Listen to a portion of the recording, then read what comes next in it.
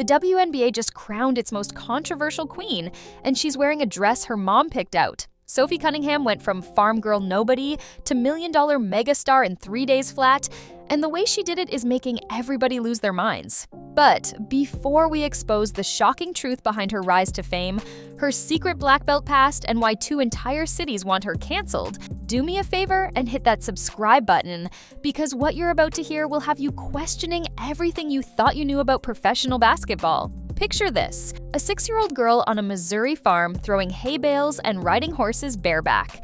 That same little girl earning a black belt in Taekwondo before most kids can tie their shoes. Fast forward 22 years, and she's body slamming opponents on national television while wearing outfits that literally break the internet. This is Sophie Cunningham, and her story is wilder than anything Hollywood could dream up. Here's what nobody's talking about. Sophie Elizabeth Cunningham wasn't just raised to be an athlete. She was engineered to be a warrior. Born August 16, 1996, to Jim and Paula Cunningham. Both former college athletes, Sophie and her sister Lindsay didn't grow up in some cushy suburb. They grew up on a working farm where weakness wasn't tolerated, and second place meant you worked harder tomorrow. While other kids were playing video games, Sophie was doing farm labor that would make grown men cry. And that black belt at age 6? That wasn't some participation trophy from a strip mall dojo. This was legitimate training that would later manifest in ways nobody saw coming. The family pressure was intense. Grandparents Mama and Papa attended every single game. Great-grandmother cheering from the stands. This wasn't just family support. This was an empire built on athletic excellence. And failure literally wasn't an option. Former teammates would later reveal that Sophie would actually throw up after losses, not figuratively, literally getting physically ill from the stress of defeat. One anonymous teammate said she would practice until her hands bled, tape them up, and keep going. This wasn't dedication. This was obsession on a level that should have been a warning sign. At Rockbridge High School, Sophie didn't just play basketball. She dominated it. 1,983 points, a 10-2-18 record. But here's the crazy part. When the football team's kicker tore her ACL in 2014, guess who stepped in to kick extra points? That's right, Sophie freaking Cunningham.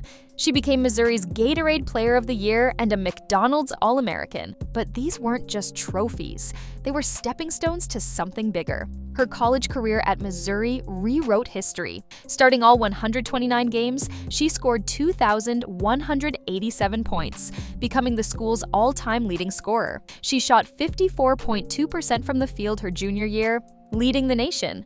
She took Missouri to 4 straight NCAA tournaments after years of drought. First ever AP All-American from Missouri. But behind these stats was something darker.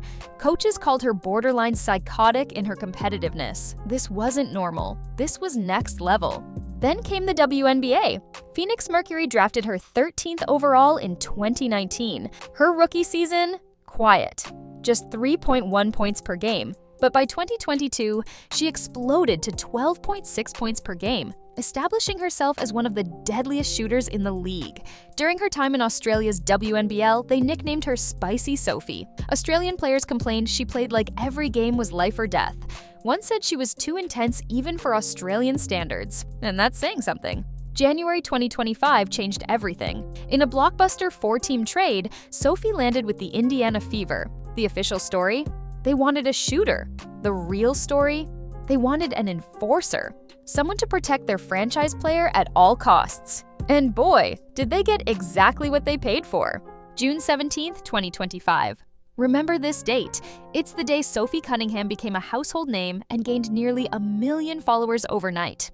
During a heated game against Connecticut, after J.C. Sheldon smacked Caitlin Clark across the face and Marina Mabrey shoved Clark in the back, Sophie had seen enough. With 46 seconds left and the game already decided, she delivered a flagrant foul on Sheldon that started an all-out brawl. The fine, $400 for the flagrant plus undisclosed amounts for the fight. The result? Sophie gained 100,000 TikTok followers in 3 days and 244,000 on Instagram. Marketing experts valued this follower explosion at over $1 million. Pat McAfee called her a protector. Fans dubbed her Clark's bodyguard. And suddenly, Sophie Cunningham was the second most famous player in the WNBA. But wait, it gets juicier. WNBA fans started digging into Sophie's social media history, and what they found sent shockwaves through the league. In the weeks before the 2024 election, Sophie had shared a video from Donald Trump Jr.'s Instagram, a compilation taking shots at Kamala Harris for doing podcasts while hurricanes hit the country. The backlash was immediate and brutal. Fans started calling her MAGA Barbie, and the nickname stuck like glue. Her own Mercury teammate Natasha Cloud even subtweeted about keeping those around her accountable. Sophie never confirmed or denied her political views, but when she showed up to a game wearing a red hat after the controversy, social media absolutely exploded. Coincidence? Deliberate provocation? Sophie refused to comment, but her follower count kept climbing faster than a SpaceX rocket. But the fashion controversies? Oh boy, that's where things get really wild. August 26th, 2024. Sophie arrives at the arena wearing what the Mercury's social media team called a Love Island-inspired dress. This wasn't just any dress. This was a barely there outfit with strategic cutouts that revealed prominent tan lines. The video went viral with millions of views. Critics called it attention-seeking and inappropriate. Sophie's response? Actually, my mom picked that outfit out. I'm not even joking. Her mother was behind the viral look that broke the internet. This wasn't just an athlete pushing boundaries. This was a calculated strategy to dominate headlines, and it was working perfectly. The dress featured 2 abdomen cutouts connected with an O-ring detail, showing off seriously bold bikini tan lines. She paired it with brown heels and sunglasses, her blonde hair bouncing as she walked into the arena. The Mercury's social media account posted it with the caption, "This week, a hot new bombshell enters the villa," and the internet lost its collective mind. DeAndre Hopkins commented, "Who are you?" Her teammate Rebecca Allen dropped heart-eye emojis. The post generated more engagement than some NBA Finals highlights.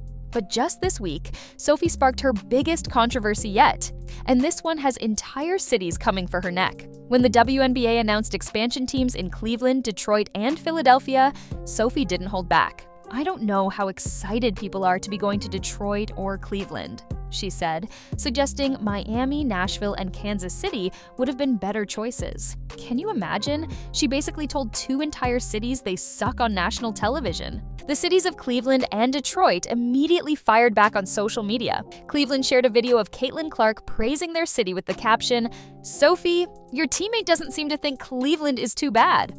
Detroit posted about their WNBA attendance records, reminding everyone they once drew 22,000 fans to a single game. Cavs owner Dan Gilbert, Donovan Mitchell, and Grant Hill all weighed in. Nancy Lieberman told her to talk to LeBron James about those cities. Sophie later tried to clarify, saying she was from blue-collar working people and understood the grind, but the damage was done.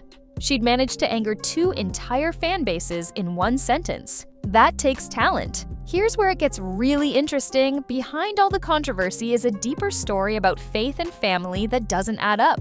Sophie draws a cross on her shoes, knees, heart, and forehead before every game.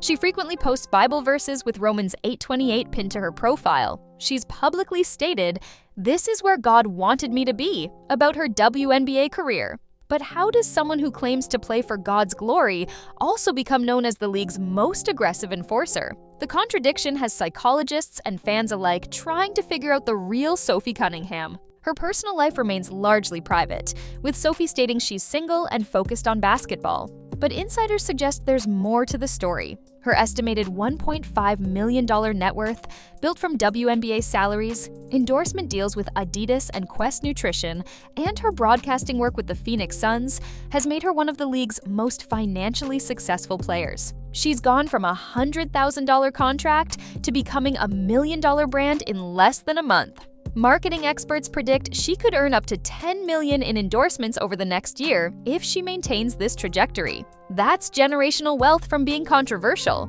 Let that sink in. The Commissioner's Cup victory on July 1st, where the Fever crushed the Lynx 74-59, should have been a celebration. Instead, it became another platform for Sophie's controversial takes on expansion cities. Even in victory, she couldn't help but stir the pot. Teammates reportedly love her loyalty, but worry about her inability to stay out of controversy.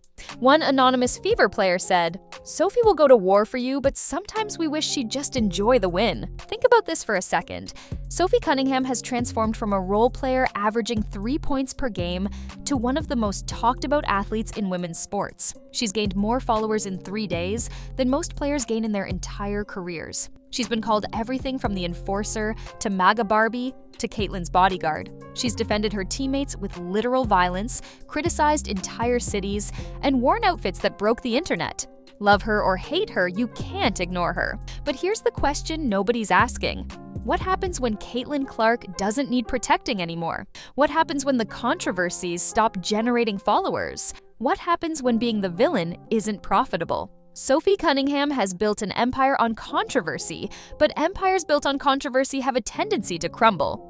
Will she evolve into a leader, or will she flame out as quickly as she rose? The psychology behind Sophie's rise is fascinating. She's mastered the art of controlled chaos. Every controversy seems calculated, every outfit appears strategic, every comment feels designed to generate maximum engagement. She's not just playing basketball anymore, she's playing the social media game at a level most athletes can't even comprehend. And she's winning. Consider this. In an era where athletes are coached to be politically correct and media trained, within an inch of their lives, Sophie Cunningham is doing the exact opposite. She's raw, unfiltered, and unapologetically herself. Whether that self is authentic or a carefully crafted persona is up for debate, but the results speak for themselves. $1 million social media empire. Endorsement deals flowing in, jersey sales through the roof, she's cracked the code. The farm girl from Missouri, who earned a black belt at 6 years old, has become the WNBA's most polarizing figure. She's gone from kicking extra points on her high school football team to kicking up controversy on the biggest stage in women's basketball. She's turned tan lines into headlines and flagrant fouls into followers. She's made being the villain more profitable than being the hero. As we head into the second half of the 2025 season, one thing's for certain. The WNBA will never be the same after Sophie Cunningham.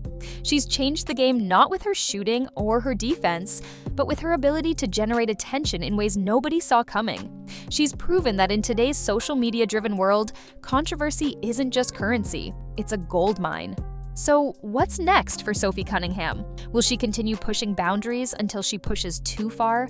Will she evolve her brand beyond controversy? Or will she double down on being the league's most talked about player? Only time will tell, but one thing's guaranteed.